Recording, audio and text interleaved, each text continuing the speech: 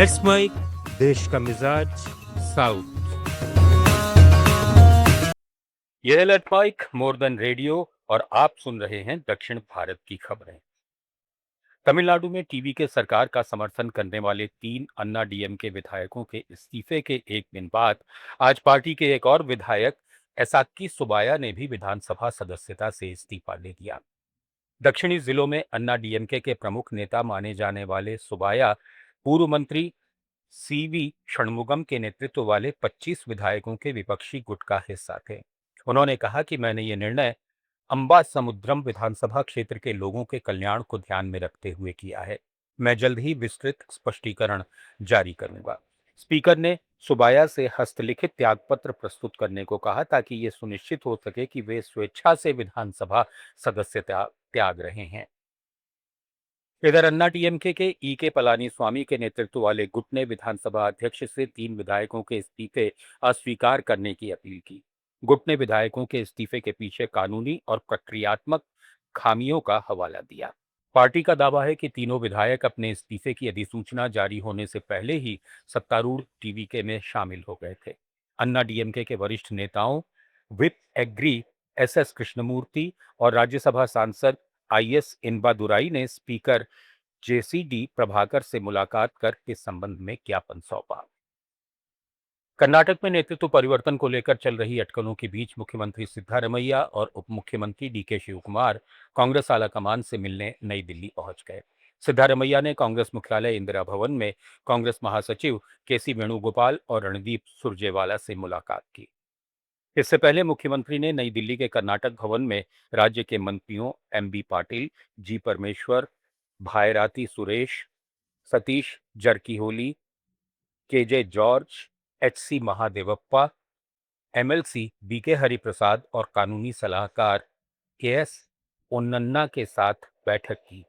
17 कांग्रेस विधायक पहले ही दिल्ली पहुंच चुके हैं। मीडिया ने शिवकुमार से जब पूछा कि क्या नेतृत्व में बदलाव की अटकलों के बीच वो अगले मुख्यमंत्री बनने जा रहे हैं, तो वे मुस्कुराते रहे, कोई प्रतिक्रिया नहीं दी। उनसे पत्रकारों ने बार बार ये पूछा लेकिन उन्होंने चुप्पी नहीं तोड़ी। केरलम के मुख्यमंत्री वीडी सतीशन ने आज दिल्ली में प्रधानमंत्री नरेंद्र मोदी से मुलाकात की। सतीशन ने मुख्यमंत्री का पदभार इसी महीने संभाला है। मुलाकात के दौरान उन्होंने प्रधानमंत्री को कथकली नर्तकी की लकड़ी की प्रतिमा भेंट की जो केरल की समृद्ध सांस्कृतिक विरासत का प्रतीक है। सतीशन ने 18 मई को तिरुवनंतपुरम के सेंट्रल स्टेडियम में हुए समारोह में राज्य के 13वें मुख्यमंत्री के रूप में शपथ ली थी।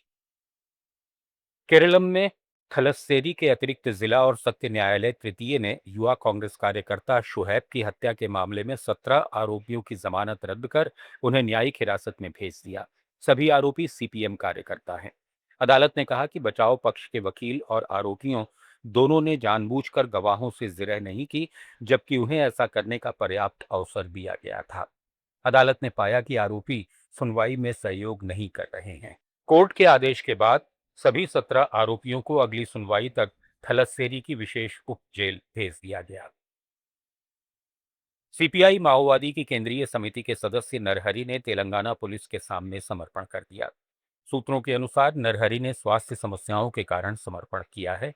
अब केंद्रीय समिति के केवल 2 सदस्य वार्ताशेखर और मुप्पड़ा लक्ष्मण राव पार्टी में बचे हैं। ये दोनों नेता पिछले कुछ दशकों से लापता बताए जा रहे थे। ये भी स्वास्थ्य समस्याओं से जूझ रहे थे। राव को गणपति के नाम से जाना जाता है। ये माओवादी आंदोलन के संस्थापक नेता हैं। प्रसिद्ध तिरुमाला मंदिर में इस रविवार को रिकॉर्ड संख्या में श्रद्धालु पहुंचे। उस दिन 98,058 तीर्थयात्रियों ने भगवान वेंकटेश्वर के दर्शन किए। अधिकारियों ने आज कहा कि यह आंकड़ा एकीकृत कमांड कंट्रोल सेंटर की सटीक गणना पर आधारित है। सेंटर प्रत्येक श्रद्धालु के चेहरे की पहचान की तकनीक का उपयोग करता है, जिसमें श्रद्धालुओं की तस्वीरें रिकॉर्ड और संग्रहित की जाती हैं।